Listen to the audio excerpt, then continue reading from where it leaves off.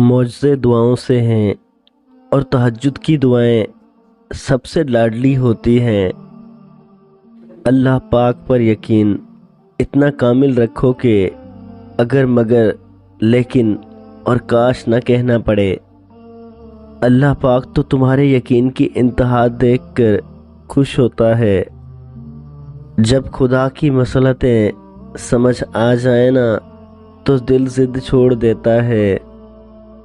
جب تم دوسروں کے لیے دکھ مٹانے لگو گے تو تمہارا درد اللہ پاک مٹائے گا۔ اللہ پاک کو پسند ہے تمہارا اسے یاد کرنا۔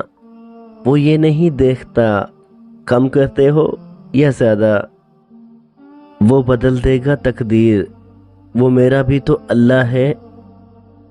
تہجد کی نماز وہ واحد نماز ہے جو مؤذن کی نہیں دل کی اذان پر پڑھی جاتی ہے۔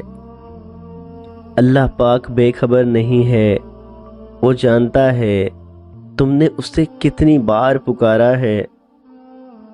اگر اللہ پاک نے تمہاری اس ہتھیلی کو خالی رکھنا ہوتا تو وہ تمہیں کبھی بھی ان ہاتھوں کو جوڑ کر دعا مانگنا نہ سکھاتا۔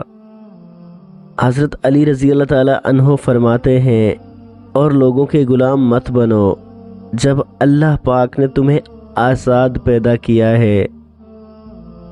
جو آنسو اللہ پاک کی آغوش میں بہائے جاتے ہیں ان آنسوؤں کا بھرم وہ کبھی نہیں توڑتا۔